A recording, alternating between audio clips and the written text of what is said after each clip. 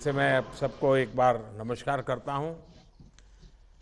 कार्यक्रम में मेरे साथ जुड़ रहे भारत सरकार में हमारे खेल मंत्री श्रीमान अनुराग ठाकुर जी, सभी खिलाड़ी साथियों, सारे कोचेज और विशेष रूप से अभिभावक, आपके माता पिता, आप सभी से बात करके मेरा विश्वास बढ़ गया है कि इस बार पैरालंपिक गेम्स में भी भारत नया इतिहास बनाने जा रहा है। मैं अपने सभी खिलाड़ियों को और सभी कोचेस को आपकी सफलता के लिए, देश की जीत के लिए ढेरों शुभकामनाएं देता हूं। साथियों, आपका आत्मबल, कुछ हासिल करके दिखाने की आपकी इच्छा शक्ति मैं देख रहा हूं असीम है। आप सभी के परिश्रम का ही परिणाम है कि आज पैरालंपिक में सबसे बड़ी संख्या में भारत के एथलीट जा रहे हैं। आप लोग बता रहे थे कि कोरोना महामारी ने भी आपकी मुश्किलों को जरूर बढ़ाया, लेकिन आपने कभी भी इस क्रम को टूटने नहीं दिया। आपने उसको भी ओवरकम करने के लिए जो भी आवश्यक था उसको भी कर लिया। आपने अपना मनोबल कम नहीं होने दिया, अपनी प्रैक्टिस को रुकने नहीं दिया, और यही तो सच्ची स्पोर्ट्समैन स्पिरिट है। हर हालत में वो यही हमें सिखाती हैं, yes we will do it, we can do it. और आप अपने सपने करके दिखाया भी है, सबने करके दिखाया है। साथियों, आप इस मुकाम तक पहुंचे हैं क्योंकि आप असली चैंपियन हैं। जिंदगी के खेल में आपने संकटों को हराया है। जिंदगी के खेल में आप जीत चुके हैं, चैंपियन है। एक खिलाड़ी के रूप में आपके लिए आपकी जीत, आपका मेडल बहुत महत्वपूर्ण है। लेकिन मैं बार बार कहता हूं कि नई सोच का भारत आज अपने खिलाड़ियों पर मेडल का दबाव नहीं बनाता है। आपको बस अपना 100% देना है, पूरी लगन के साथ, कोई भी मानसिक बोझ के बिना, सामने कितना मजबूत खिलाड़ी है इसकी चिंता किए बिना। बस हमेशा याद रखिए, और इसी विश्वास के साथ मैदान पर अपनी मेहनत करनी है। मैं जब नया नया प्रधानमंत्री बना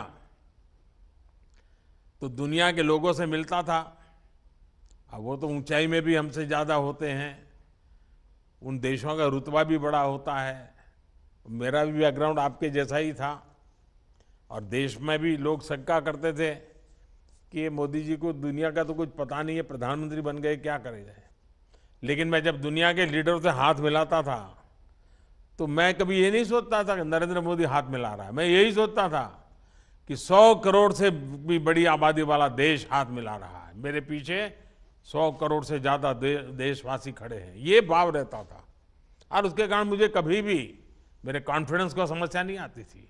मैं देख रहा हूं आपके अंदर तो जिंदगी को जीतने का कॉन्फिडेंस भी है, और गेम जीतना तो आपके लिए बाएं हाथ का खेल होता है। मेडल तो मेहनत से अपने आप आने ही वाले हैं। आपने देखा ही है, ओलंपिक्स में हमारे कुछ खिलाड़ी जीते तो कुछ चूके भी, लेकिन देश सबके साथ मजबूती से खड़ा था, सबके लिए चीयर कर रहा था।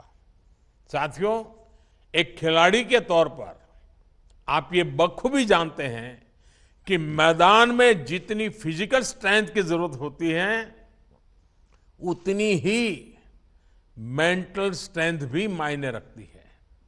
आप लोग तो विशेष रूप से ऐसी परिस्थितियों से निकल करके आगे बढ़े हैं जहां मेंटल स्ट्रेंथ से ही इतना कुछ मुमकिन हुआ है। इसलिए आज देश अपने खिलाड़ियों के लिए इन सभी बातों का ध्यान रख रहा है। खिलाड़ियों के लिए स्पोर्ट साइकोलॉजी, उस पर वर्कशॉप और सेमिनार्स, इसकी व्यवस्था लगातार करते रहे हैं।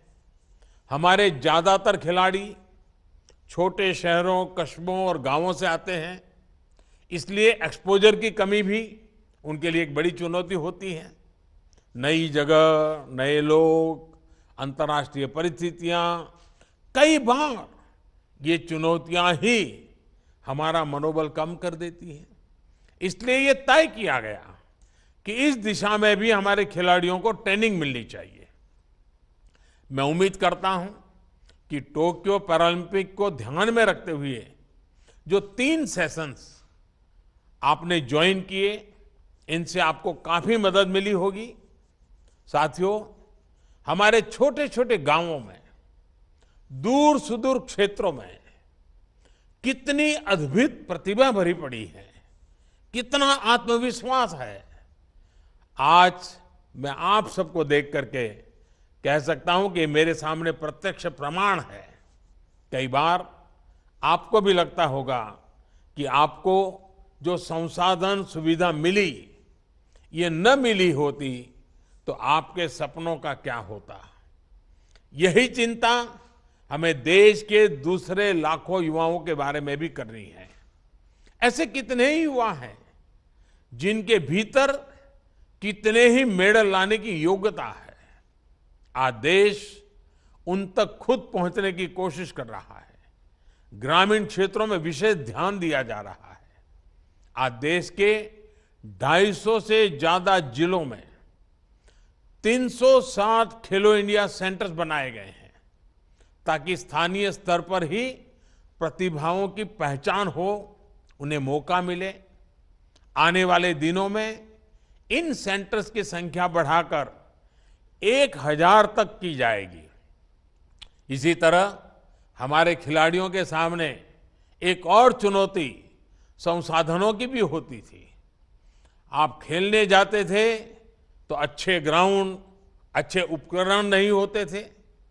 इसका भी असर खिलाड़ी के मनोबल पर पड़ता था। वो खुद को दूसरे देशों के खिलाड़ियों से कमतर समझने लग जाता था। लेकिन आज देश में स्पोर्ट्स से जुड़े इंफ्रास्ट्रक्चर का भी विस्तार किया जा रहा है।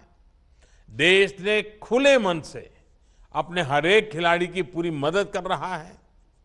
टारगेट ओलंपिक, पोडियम स्कीम, इसके जरिए भी देश ने खिलाड़ियों को जरूरी व्यवस्थाएं दी, लक्ष्य निर्धारित किए। उसका परिणाम आज हमारे सामने है। साथियों, खेलों में अगर देश को शीर्ष तक पहुंचना है तो हमें उस पुराने डर को मन से निकालना होगा जो पुरानी पीढ़ी के मन में बैठ गया था। किसी बच्चे का अगर खेल में ज्यादा मन लगता तो घर वालों को चिंता हो जाती थी कि आगे क्या करेगा, क्योंकि 1-2 खेलों को छोड़कर खेल हमारे लिए सफलता या कैरियर का पैमाना ही नहीं रह गए। इस मानसिकता को, असुरक्षा की भावना को तोड़ना हमारे लिए बहुत जरूरी है। साथियों, भारत में स्पोर्ट्स कल्चर को विकसित करने के लिए हमें अपने तौर तरीकों को लगातार सुधारते रहना होगा। आज अंतर्राष्ट्रीय खेलों के साथ साथ पारंपरिक भारतीय खेलों को भी नई पहचान दी जा रही है। युवाओं को अवसर देने के लिए, प्रोफेशनल एनवायरनमेंट देने के लिए मणिपुर के इंफाल में देश की पहली स्पोर्ट्स यूनिवर्सिटी भी खोली गई है। नई राष्ट्रीय शिक्षा नीति में भी पढ़ाई के साथ साथ खेलों को बराबर प्राथमिकता दी गई है। आज देश खुद आगे आकर खेलो इंडिया अभियान चला रहा है। साथियों, आप किसी भी स्पोर्ट से जुड़े हो, एक भारत श्रेष्ठ भारत की भावना को भी मजबूत करते हैं।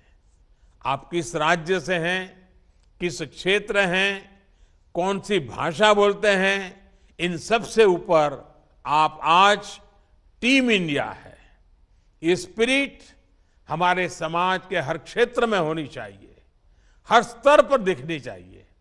सामाजिक बराबरी के इस अभियान में, आत्मनिर्भर भारत में मेरे दिव्यांग भाई बहन देश के लिए बहुत महत्वपूर्ण भागीदार है। आपने साबित किया है कि शारीरिक कठिनाई से जीवन रुक नहीं जाना चाहिए। इसलिए आप सभी के लिए, देशवासियों के लिए, खास करके नई पीढ़ी के लिए आप सब बहुत बड़ी प्रेरणा भी हैं।